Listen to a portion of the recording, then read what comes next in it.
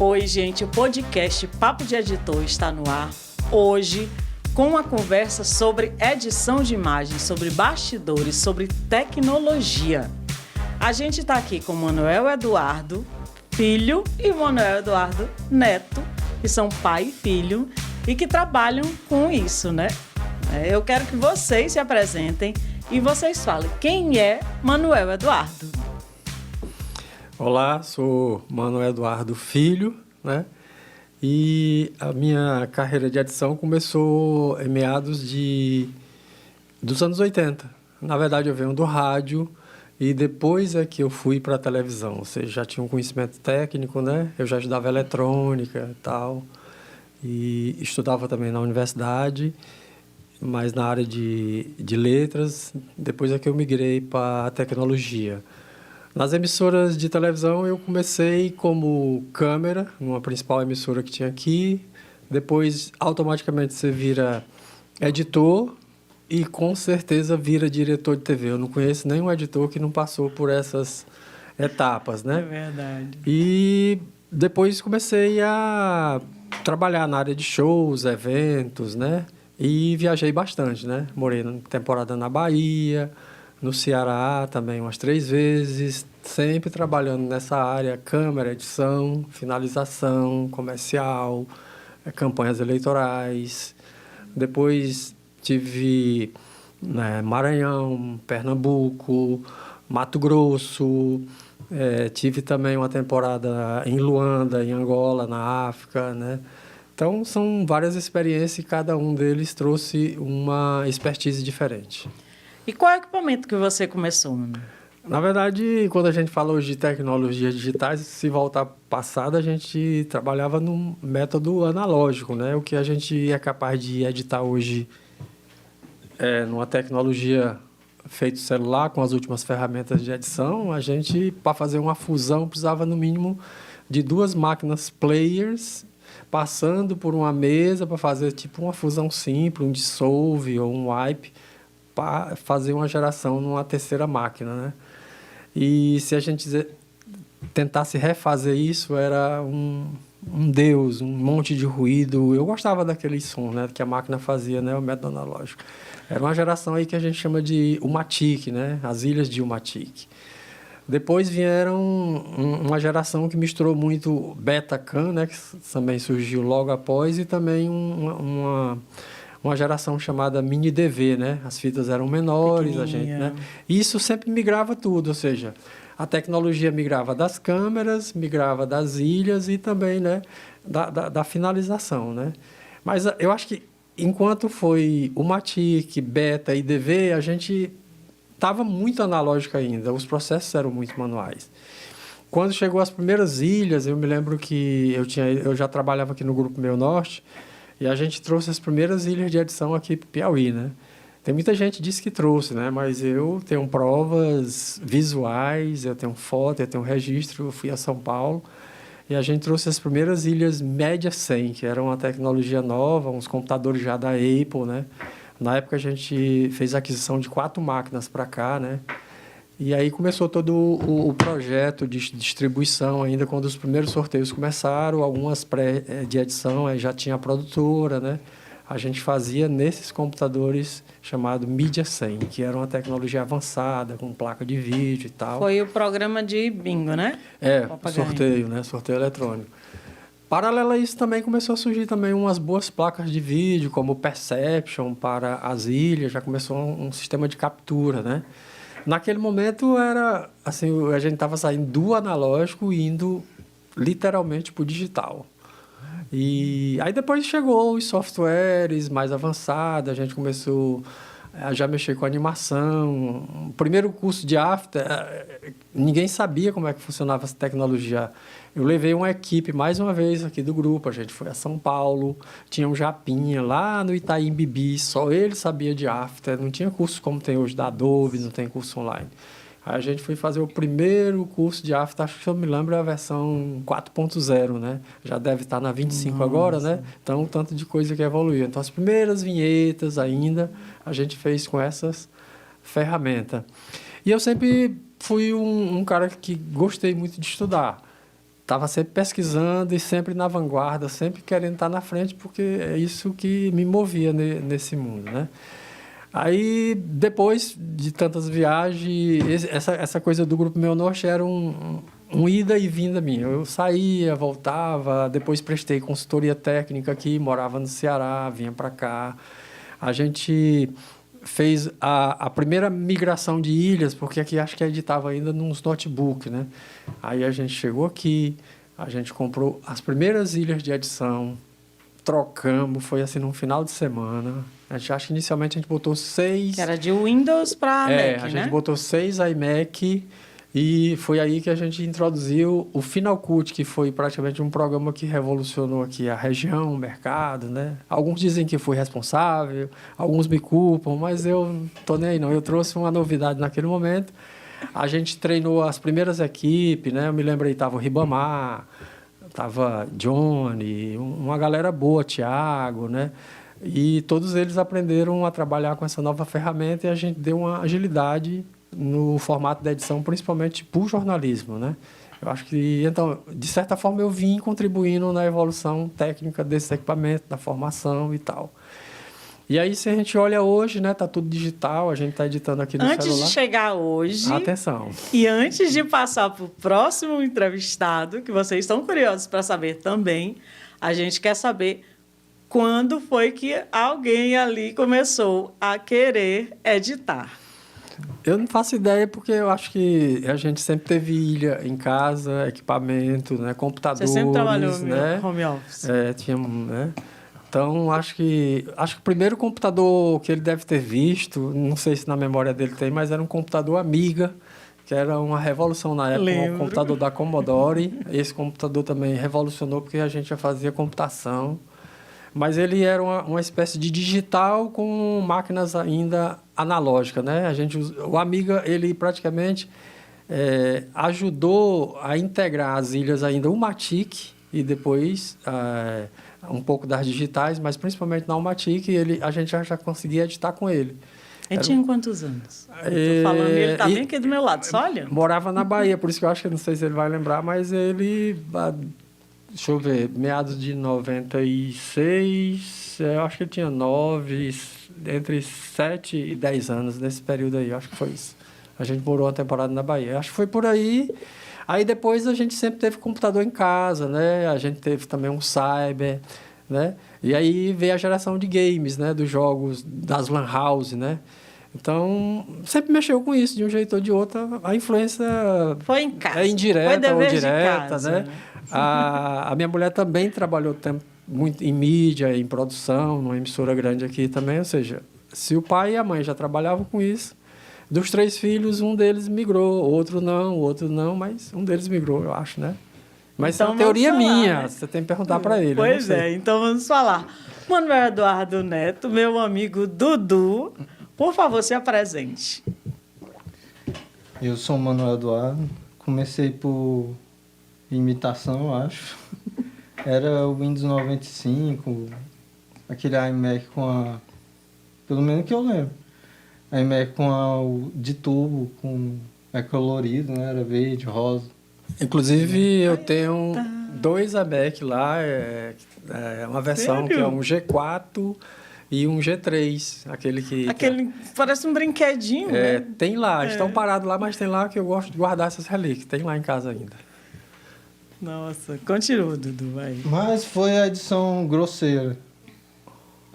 Eu mesmo tentei começar como design, mas é um mercado bem difícil e aí eu voltei para a edição e quis tentar me profissionalizar, fiz curso no Senac, até foi o Marcelo que veio Marcelo? aqui. Ele veio, foi um dos contou que... a história. Tem o Lopes também, do Senac, que era design, eu vi Photoshop com ele, ilustrei todo o pacote. Aí com o Marcelo foi pacote Adobe de edição. E depois vim aqui para Meio Norte. O Johnny, nosso coordenador, estava precisando. Perguntou se eu queria participar, né, da equipe e entrei. E a gente está usando o Final Cut, né, que foi botado, e nesse tempo eu comecei a mexer no Motion, a Apple Motion, né, que é aqui, para agilizar algumas coisas daqui que se repetiam muito, como alguma barra, alguma cartela que repetia muito. Aí ele agilizava essas coisas. É uma certa IA, pode-se dizer. Pode-se dizer, né? A sua referência é o teu pai. Agora, Mané Eduardo, qual a tua referência? Qual a fonte que você sempre buscou, que você sempre bebeu, né? Eu sempre falo assim, a fonte que a gente... Editor de vídeo se alimenta de vídeo. Então, o que é que sempre te ensinou? Eu sempre fui um rato de banca de revista, né? Então, eu sempre estava ali, principalmente na Pedro II, porque o nosso acesso à informação com a mídia hoje que está aí era diferente, né? Então, eu gostava era da Zoom Magazine, umas revistas de tecnologia, procurando sempre em algum jornal, alguma coisa que tivesse referência. Assistia muito televisão, eu gostava sempre de ver O Outro Olhar, aquelas vinhetas massas, daquele design da Globo, o Hans Donner, eu gostava muito das coisas que ele fazia, né? A cada abertura de novela, cada abertura dos programas, né, de entretenimento que eles tinham, então eu estava sempre pesquisando, porque a gente não tinha onde aprender, né? Então, e referências locais, a gente tinha alguns caras que já editavam. Tinha um pessoal aí, pessoal da Globo, pessoal antigamente chamava TV Pioneira, né? A gente tinha uma referência dessas pessoas, né? Mas eu acho que também a grande escola são as campanhas eleitorais. Eu fiz várias, eu acho que a última contagem que eu fiz foi 17, né? Em 3 estados, então são... E aí você termina trabalhando com equipes múltiplas, gente que vinha de São Paulo, do Rio, Recife, teve uma galera que veio dos Estados Unidos, uns alemães, um pessoal da Holanda, ou seja, imagina o tanto de portfólio que essas pessoas tinham. E aí, quando eles chegavam, claro, colava neles, aprendeu o que pudesse, porque era chance única, não tinha como. Então, e a campanha é muito rápida, né? Ela demora ali 60 dias, 90 dias, e aí a gente termina produzindo muito clipe, muita vinheta, né? Eu acho que no início foi essa referência. Depois, aí veio a geração do YouTube, né? A geração já agora dos podcasts, onde tudo que a gente quer pesquisar, quando eu estou com a dúvida sobre alguma coisa, eu vou lá e dou uma olhada. Agora já tem VMix, né? Que foi uma ferramenta nova, que é uma estrutura de suíte integrada, inteligente com tudo, né? E aí eu estou sempre vendo, eu estava com uma dúvida lá sobre delay, como ajustar, eu digo, vou olhar, não lembro como é que faz, um monte de tecnologia embarcada, um monte de coisa que você tem que aprender. Mas eu sempre fiz um filtro, o que é que eu quero saber? Eu quero saber tudo sobre Photoshop, então todos os congressos que tinha da Adobe, que acontece em São Paulo, principalmente em Campinas, eu sempre me inscrevia, passava o ano inteiro tentando planejar para ir, então... que sempre, eu acho que a pessoa tem que estar reciclando, porque a gente não tem como saber tudo. Aí eu fui fazendo filtro, então, eu quero conhecer bem Photoshop, Premiere, que foi um editor que a gente usou muito e até hoje usa. As animações, eu continuo achando que o After ainda é a grande ferramenta de animação. Claro, tem outras, né? E aí agora tem, né, no celular, CapCut, né? Aí veio também o Canva, que o pessoal faz todo o cartelado aí para as redes sociais, né? E, né, hoje mesmo eu estava experimentando uma trend aí desse, né, do estúdio Ghibli, né? Estava vendo como é que estava e tal, né? E aí a gente vai falar daqui a pouco, né, sobre a IA, né? Aí já é uma área que eu gosto bastante. Segue daí. Precisamos. E você, Dudu, as suas referências, assim, além do papai, qual é a tua referência de vídeo? O que é que tu assiste? O que é que tu se alimenta? Hoje é mais fácil, né? Com o YouTube, tem muitos canais aí. Tem o Leia Lemonade, tem o Gaveta, Anderson Gaveta. É um canal de editor mesmo. Ele é editor e ele analisa os filmes, né, com o olhar da edição. Só falando sobre o Anderson Gaveta, ele esteve aqui num evento raro que aconteceu na UFP, né? Eu conheci ele aqui, ele veio aqui falar sobre a edição, só complementando. Tem o Casal Rec também, é outro canal. Conheço. O Leia Lemonade, ele fala mais de animação, que é a parte mais difícil, que é animar em 3D, 2D. Muita gente acha que é fácil isso aí, mas se for pensar, é cada ponto por ponto, a animação. Tem outros, tem o Ozzy, mas sem ser na internet, tem o Alexandre, que fazia vários cursos aí de Adobe, sobre Adobe. Que Photoshop. É daquele Piauí, não? Não, ele é... nacional. Se não me engano, ele é de São Paulo. Ele gravava vários DVDs. Alexandre Kiss, né? Alexandre Kiss. Eu gosto muito de ensinar, então dei aula há muito tempo no Senac, no setor de audiovisual. Depois estive lá com o Marcelo, né? Aí, inclusive, a ferramenta que eu dava aula lá era de Lightroom, que é para fotógrafo, na área de tratamento e correção. A ferramenta também que faz parte daquele portfólio meu, que eu só uso 5 ou 6 ferramentas, que são as que eu mais gosto e a que eu gosto de aprofundar e estudar. Estudar sempre, todo tempo, não para. Todo dia estou sempre vendo alguma coisa aqui, numa rede, né? E sempre vendo. Eu vejo uma novidade, opa, isso aqui eu não sabia, aí eu vou procurar aprofundar, né? Eu acho que a maioria dos editores é isso. E os editores que não correram atrás, alguns né, tiveram que parar no tempo, porque muita gente ficou com medo dessa migração. Eu vi editores, amigos, rapaz, esse negócio digital, isso não dá certo para mim, isso é complicado, na minha cabeça não entra. Mas tem que se esforçar. Toda profissão tem isso. Tem, mas alguns desistiram, né? Eu conheço vários que desistiram, mas tem que se esforçar, né? Porque se essa é a nossa profissão, eu trabalho hoje na universidade, e eu trabalho no setor de comunicação, e eu preciso, hoje a gente tem lá bolsistas que a gente passam lá do curso de comunicação, de arte, de design, atualmente acho que são 17 bolsistas. Quero saber de vocês dois, assim. Primeiro, Dudu, bora lá. Qual o teu maior desafio da tua profissão? Qual o vídeo ou o que você já fez que te desafiou como profissional? Eu acho que documentário, o reportagem jornalística muito trabalhada, sim, dá um certo trabalho a mais. Até porque as produtoras não têm muito o que investir, aí a gente acaba tendo que usar equipamentos não tão modernos, mas querem sempre um resultado gigantesco. Eu vi de um que queria que eu editasse como se fosse o Fantástico da Globo. Uau. Aí eu tive que dizer para ela, o Fantástico tem 4, eu acho 10, 15 editores só para o programa. Por uma matéria, uns 3. Um começa, o outro dá ali um brilho, aí o outro finaliza tudo.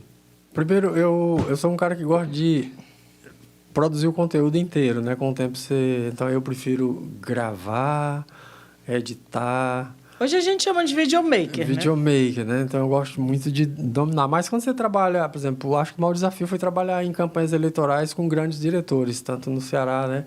Aqui mesmo, eu trabalhei numa campanha onde o manager, o marqueteiro principal era o Duda Mendonça. Então, Uau. Era uma estrutura gigante, né? Tinham 9 ilhas de edição, um negócio que eu nunca tinha visto antes, todas interligadas entre si, numa rede de fibra ótica, né?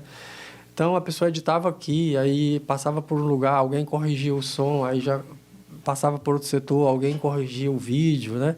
Aí, numa outra ilha, já fazia a computação.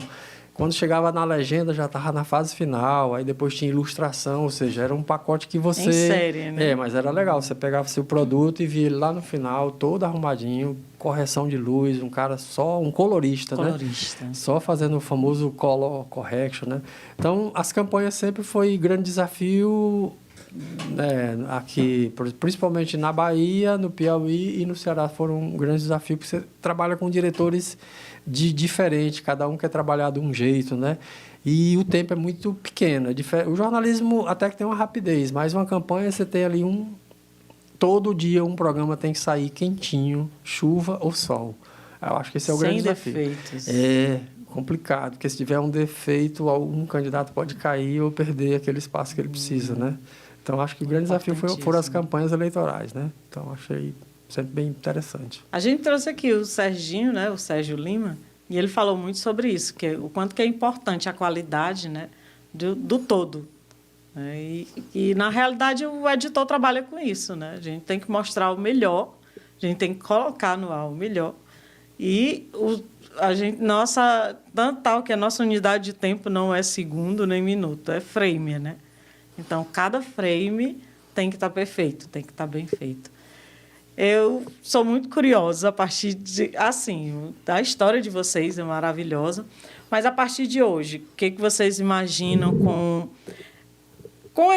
não é nem a entrada da IA, porque a IA já está há muitos anos, né? Que a gente sabe é datado de 1945, mas hoje esse boom na área do audiovisual, como é que vocês veem? E a partir de hoje, daqui até 2035, o editor ainda vai existir, ainda vai ter a profissão, ou vai ser extinto? E eu quero muito ouvir de vocês isso.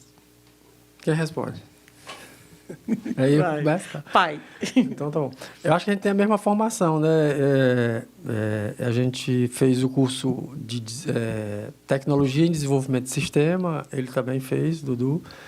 E eu acho que lá foi a base para a gente entender como está essa tecnologia, né? Você paga várias disciplinas e tal. Ou seja, a gente já falava ali um pouco sobre realidade aumentada e tal, mas só agora em meados de 2021 para 2022 aqui, com o boom, né, principalmente do ChatGPT, aí dele derivou as outras inteligências, isso deu uma virada.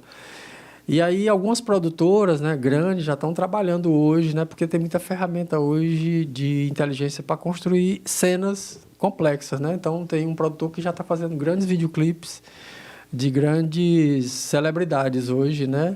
E ele está balançando o mercado. Por quê? Porque muitos videoclipes custavam aí milhões, ele está fazendo por, sei lá, 20% do valor final. Então, abala o mercado, né?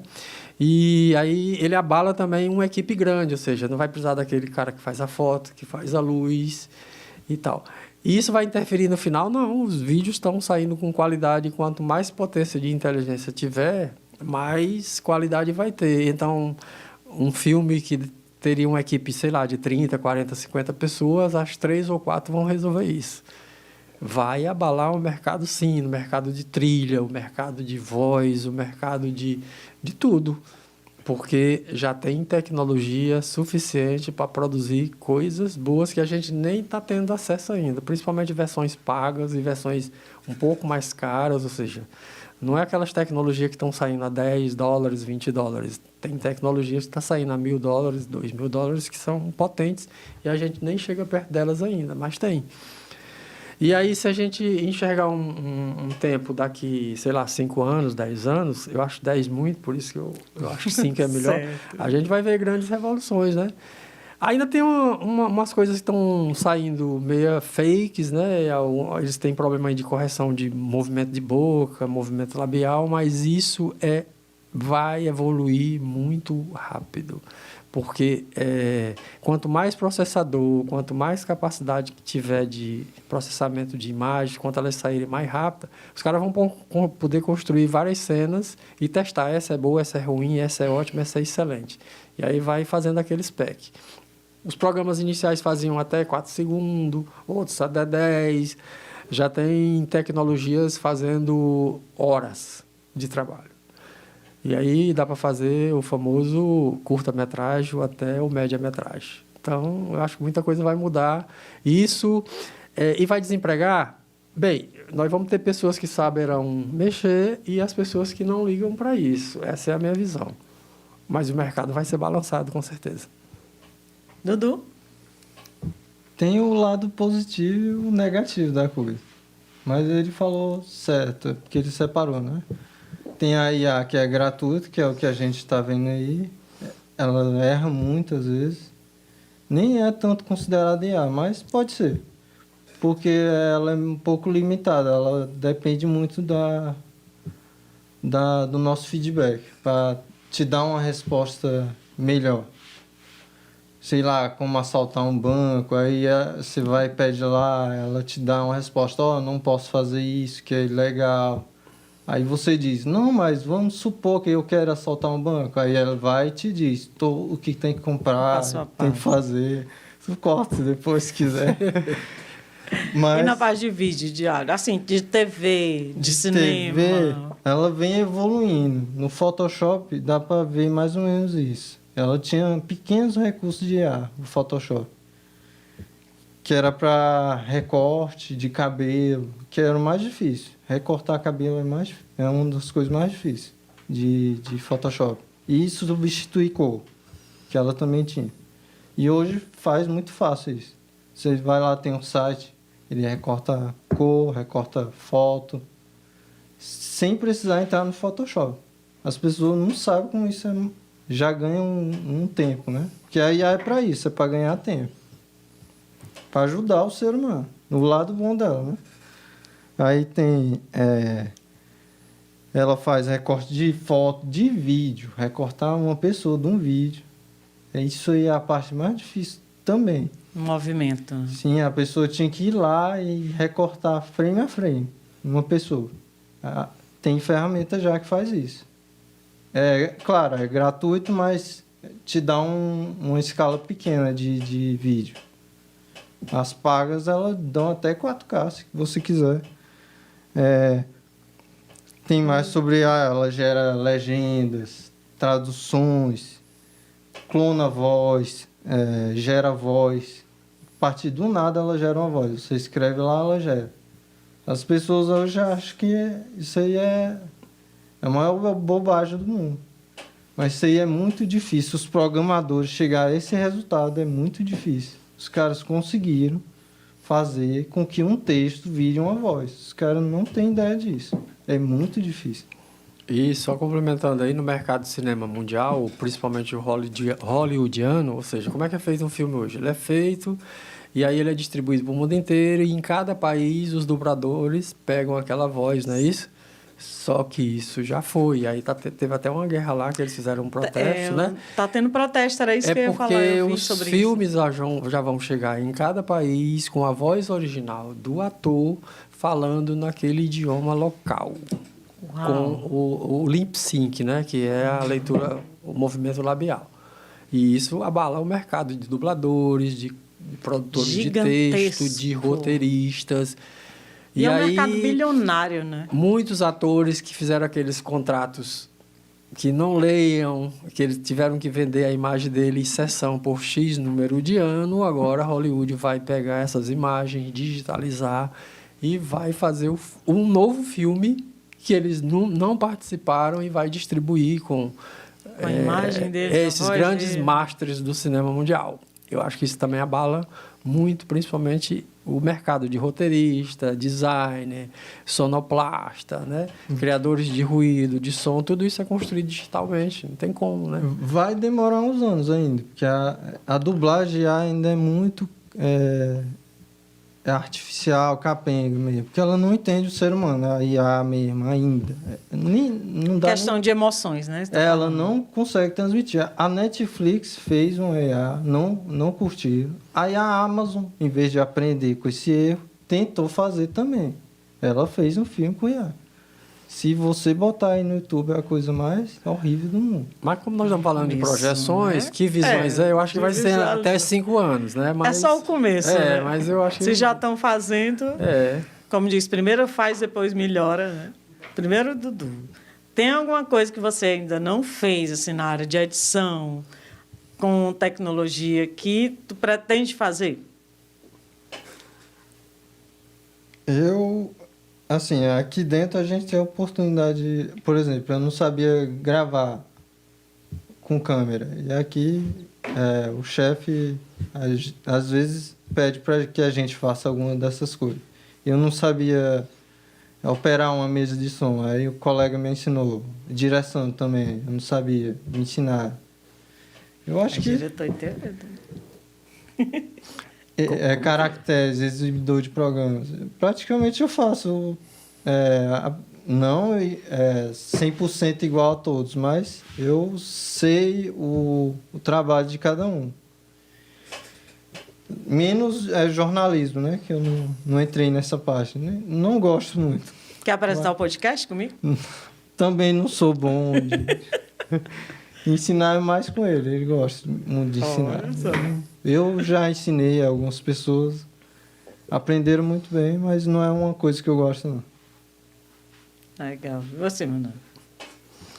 Não sei, por enquanto eu gosto mesmo da instrução, o ato de instruir. Atualmente eu tá sempre ensinando, né? Mini cursos, né? Palestra, montei vários, sempre estou inventando. Quando chegou a inteligência artificial, eu digo, eu tenho que aprender tudo sobre inteligência artificial para poder ensinar. Eu já fiz palestras ao vivo, já criei músicas ao vivo, né? Narrações ao vivo em eventos de seminários de tecnologia, já. Depois mando o link para você, tá tranquilo. Bom. E lá na universidade, como a gente trabalha muito com professor, a gente está sempre tendo a oportunidade também de trabalhar nessa área, né? Como fazer mais rápido? A teoria agora é como fazer mais rápido determinada coisa. Como fazer uma apresentação em até 1 minuto, né? Ou então, como fazer uma pesquisa de várias fontes simultâneas. Então, tem que usar várias ferramentas, não é só... Principalmente quando se refere ao mundo científico, né? Você tem que aprofundar mais a pesquisa, ver a credibilidade da fonte, se ela não é uma fonte duvidosa, né? A checagem, né? E aí, por isso surgiu essa história já há muito tempo, né? De o que é fato, o que é fake, né? O que é real ou irreal, né? E vai surgir, porque quanto mais tecnologia aparecer, mais vai ter esses problemas. E aí vai entrar os especialistas, as pessoas que conhecem aquilo de perto. Acho mais ou menos isso. O meu desafio é esse, aprender cada vez mais para poder ensinar cada vez melhor. Acho que é essa aí. Olha, muito obrigado pela conversa muito boa. Agora eu quero que vocês deixem um recado para os nossos ouvintes, nossos telespectadores, né, assim, sobre o mundo audiovisual aí. Muita gente que assiste aqui está aprendendo. Né? E aí, qual é o recadinho que você deixa para eles? O recado é: largue o CapCut e esses outros editores de celular.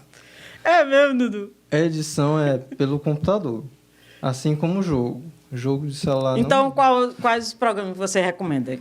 Tem o Final Cut, tem o Premiere, o Sony Vegas, o povo gosta. O Sony Vegas não é considerado. Não considero. Mas muita gente Meu diretor já considera, então a gente tem meio que... o Clayton, eu ensinei ele a direção. Botei ele no colo, peguei na mão, entendeu? Ensinei tudo. Clayton, te complicou, tem que vir aqui para se defender. Mas é isso. A IA, ela vai tomar o mercado de muita gente, mas a edição vai ser uma das últimas. O nosso coordenador Danilo, ele mostrou uma IA que ela consegue editar um vídeo por meio de programação, mas é muito mecânica ainda, porque ela é como a dublagem, ela não entende as emoções humanas ainda, né? Eu acho que vai demorar, mas tudo tem um lado bom e ruim, né? Que eu parto dessa filosofia, Kant, Schopenhauer, o Pondé e tudo mais, eles sempre veem o lado positivo e negativo das coisas. O negativo é que a IA vai vir, vai destruir a humanidade, tudo, né? Mas isso vai demorar algum tempo ainda. 70 anos pode ficar tranquilo. Sério? Eu acho, por aí. 70? Sendo otimista. Nossa. Mas, fora isso, ele é um mercado muito bom de edição. Trabalho no ar-condicionado, um computadorzinho. Você que não gosta de trabalhar com gente também. Trabalha na frente de computador, entendeu? Tá certo. E o seu recado? Eu acho que é por isso que o nome é Ilha, né? Onde é que está o Eduardo? O Eduardo está na ilha, né? A gente chama de ilha de edição. Né? Exatamente, porque você fica ali num quadradinho produzindo as coisas. Eu acho que o meu recado é: não ouça só uma fonte ou não veja só uma fonte. Cheque sempre, porque a cada segundo que tu abrir aí tua rede social, aí tu vai ver um monte de gente, um monte de especialista, cada um vendendo uma coisa, te colocando links. Aí tu vai lá, clica naquele link, e aí o cara, na verdade, está vendendo só uma apostilazinha que ele produziu por inteligência artificial. Então, você tem que estar de olho. E os grandes players, os grandes conhecedores, eles estão no mercado aí há muito tempo, né? Alexandre Kiss, na área do Photoshop, o Gaveta, uma galera que está aí na estrada há muito tempo. Aqui a gente tem grandes players, né? Você tem Johnny Lopes, Eli Guimarães, você tem um Ferreira, só para citar Sérgio Monteiro, só para, né? Otacílio, só para citar alguns nomes, eita, tomara que eu lembre de todos, né?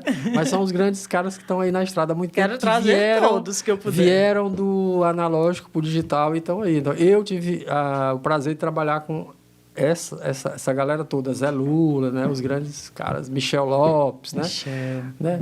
Danilo, Dona Socorro ainda está por aí, né? Tá, sim, ela vem para cá, ela já veio, vem de então novo. Tem muita história da Dona Socorro, né? E agora tem o filho dela também. Então, a próxima geração está chegando aí. Está chegando. Né? Tranquilo, eu acho assim, a gente tem que estar sempre checando. Não adianta você só... O mundo vai mudar, eu acho que ele muda mais rápido do que esse tempo que vocês estão imaginando, é muito mais rápido, né? E a gente tem se você olhar agora para os Estados Unidos, você tem hoje um dos caras mais agressivos no mercado, né? Elon Musk não é brincadeira, né? E a sala dele é do lado do Trump, e o Trump também ouve tudo que ele faz. Então, praticamente hoje ele domina a área de foguete, de transporte, de produção de robôs e tal. Então, e ele é uma potência nisso, e a velocidade com que eles fazem isso, e outra coisa, só mostrado para a gente o que a gente precisa ver, e o que a gente não vê, e que tecnologia eles estão, a gente não sabe. Anos-luz do que a gente possa imaginar. A gente só tem ideia de que, por mais que se aprofunde em conhecimento, em pesquisa, eles estão sempre um passo além. A versão 2.5 está lá, né? E a gente só vê a 2.0 aqui, né? Então, eu acho que vai evoluir bastante, e o mercado de multimídia tende a mudar, já está mudando. Nessa campanha eleitoral anterior, só referenciando principais jingles das campanhas, quase todas, nacionais, locais, foram produzidas por IA. E tudo, né? Então, tem que ver. E quanto você precisava de um sanfoneiro, de um cara que fazia a composição da música, né? 2 cantores, 2 back vocal para fazer a música, né? A gente faz aqui numa ferramenta diretamente no celular. E aí? Esse é o mercado que está vindo aí, que já está paralelo. Algumas coisas estão chegando mais rápidas. O mercado de vídeo, acho que ele demora um pouco, mas na fotografia já está bem acelerado, né? No estilo, no parado, né? No mercado de voz tem melhorado bastante, o mercado de tradução, de dublagem e tradução tende a evoluir mais, mas é esse o nosso futuro próximo. Eu acredito nisso. É um futuro bem próximo, né? Foi muito obrigada, agradeço vocês dois. O Papo de Editor é o local de fala do audiovisual. A gente precisa muito conversar sobre isso, né? O que está acontecendo, o que vai acontecer, para onde a gente imagina que vai, né? O nosso mundo é o tempo todo mudando. Eu falei que eu estou há 28 anos de profissão, mas hoje eu sou um aprendiz. Hoje eu estou aprendendo muita coisa. Tem uma galera grande aí trabalhando com CapCut, fazendo testemunho, fazendo altas produções. A gente está assim, ainda na resistência, né? Mas está acontecendo. E você falou muito de campanha política, a gente conheceu o Berg também, né? E o Berg, ele fez uma campanha política no celular dele, assim, fez um candidato, né? Todo aquele processo ele disse que fez no celular. Eu fiquei impressionado. E assim, está acontecendo, né? Que é uma figura que surgiu durante o período eleitoral, que é o story maker, aquele cara que filma, fotografa, produz o conteúdo e publica, né? Conheci vários fotógrafos que largaram as máquinas tradicionais de fotografia e migraram para um celular mais potente, porque o candidato queria imediatismo, tempo real das coisas que estavam acontecendo. E não teve jeito. Ou ele mudava, ou ele perdia a vaga para trabalhar para esse candidato. Incrível, né? Pois o Papo de Editor fica por aqui com esse assunto maravilhoso, com esses dois, né? Que eu estou aqui, 2 feras da tecnologia, 2 feras da edição. A gente tem muito que aprender com o nosso pessoal. A gente vai ouvir todo mundo. Você que é da área, com certeza está aí babando, impressionado. Você que está aprendendo agora, tem muito que aprender, viu? Tem muita coisa, vai atrás. O Papo de Editor fica por aqui. A gente agradece a sua audiência, acompanha tudo, os episódios estão maravilhosos, viu? E até a próxima. Tchau!